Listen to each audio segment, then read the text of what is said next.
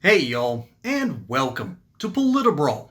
My name is Brian, and Donald Trump calls out head of the Federal Reserve, Jerome Powell, to his face while touring their new building in D.C. Let's dive in. Or expanding them, and a lot of very expensive work. There's no question about it. And Tim has been with me for a long time, and Yes, you're sir. in charge of the committee. Indeed, one of the reasons I wanted to see it was the overruns of the expenses, wanted to figure out why. Yeah. So we're taking a look, and it looks like it's about 3.1 billion. It went up a little bit, or a lot. So the 2.7 is now 3.1. I'm not aware of that. Yeah, it just came out. Yeah, I haven't heard that from anybody at the Fed. Yeah, it just came out. Our notes had it about 3.1 as well. 3.1. 3.2. This came from us. Yes. I don't know who does that. You're including the Martin renovation. You just added. Our entire capital. Yeah, you just added in a third building. Is what that is. That's a third building, Well, including no, the but Martin building. it's a building that's being built. No, it was built 5 years ago. We finished Martin 5 years ago. Already just said over. It's part of the overall work. But it's, So, not, it's not new. So we're going to take a look. We're going to see what's happening, and it's got a long way. Do you expect any more additional cost overruns? Don't expect them. We're ready for them, but we have a little bit of a reserve that we may use. But no, we don't. We expect to be finished in 2027. We're well along, as you can see. Nice to take these off every once in a while when we're not under too much danger. So, any questions? Mr. President, does the issue give you any? As a real estate developer, what would you do with a project manager who would be over budget? Generally speaking, what would I do? I'd fire them. Do you think this issue, Mr. President, gives you cause to do that? Well, I'm here just really with the chairman. He's showing us around, showing us the work.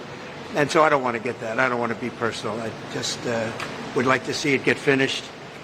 And in many ways, it's too bad it started. But it did start. And it's been under construction for a long time.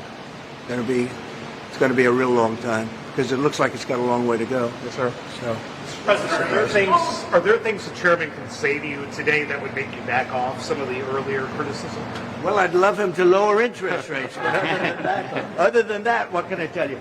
The country's doing really well. I just briefed the chairman on the deal we made with Japan. Japan is putting up $550 billion in order to lower their tariffs a little bit. That way they have a little bit lower tariff.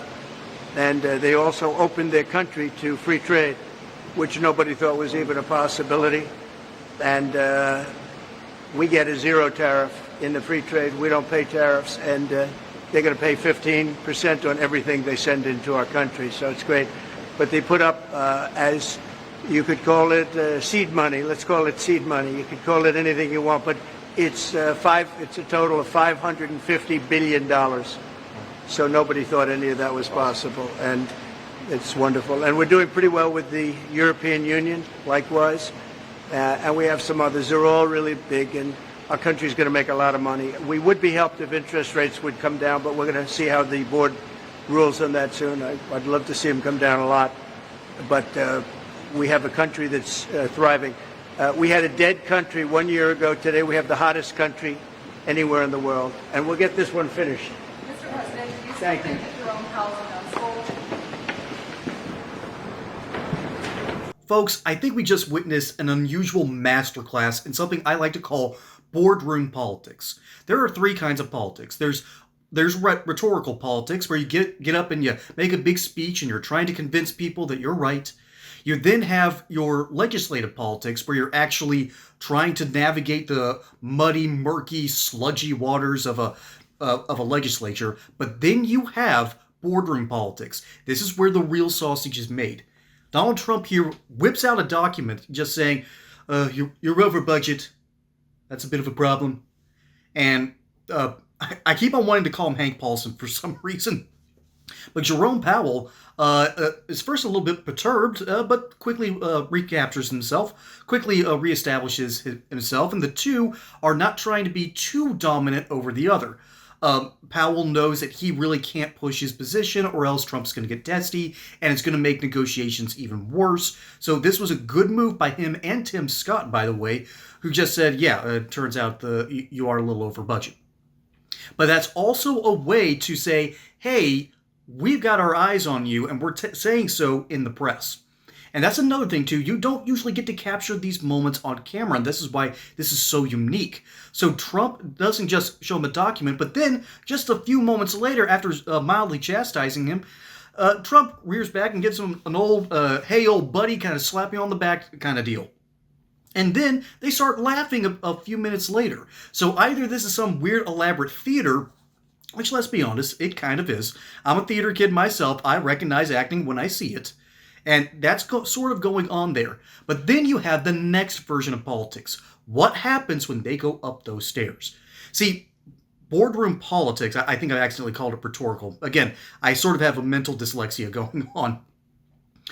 But boardroom politics is just that. It's usually inside the boardroom. I can guarantee you what's going to happen next is Trump simply says, look, I've been giving you a lot of trouble. I've been dogging you in the media. Is there something we can work out? That's what's going to happen next, because Trump wants to show some sort of dominance, but he also knows that the Federal Reserve has an immense amount of power over the American economy, and Trump needs to be careful, because again, the federal government only has some control over the Fed, and there's probably a lot of libertarians in the comments that are going to say in the Fed, and I'm slowly getting on that train, y'all. And remember, I'm from Georgia, so I know what beasts come out of Jekyll Island. And there's some other things going on. The apparently Sea Island meeting. That's been interesting as well. Tim Scott was a part of that meeting. Very strange. But ultimately, you did just see something very unusual. You saw boardroom politics in action. There's no reporters asking asinine questions. And of course, Trump gets to talk about his own successes. I am incredibly excited about the money that is now coming into the United States thanks to Trump's hard work. That dude is getting renegotiated trade deals left, right, and center. Saudi Arabia is sending us money. Japan is sending money. The European Union is really looking to renegotiate. Things are moving forward. And see, this is why I think Trump has been a little bit more testy lately. He wanted the big, beautiful bill passed so he could start focusing on the American economy and what's going on with tariffs. Which, by the way, side note, we apparently made about $100 billion off tariffs, I think, in the last month. That's amazing. I don't think we've ever had it that high. And that tells me that something's working. That something in this whole system is working the way it's intended, and I'm here for it. These are the kind of wins that we're talking about here. We've already got the big, beautiful bill. Yes, there's a certain other issues going on behind the scenes. When are there not?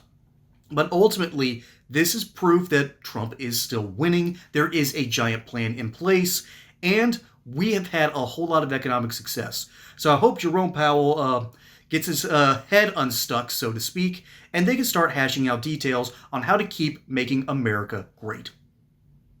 Folks, my name is Brian. Hope you enjoyed that segment here on Politbrawl. Don't forget to like and subscribe. Catch you on the next one. Until then, y'all have a good one.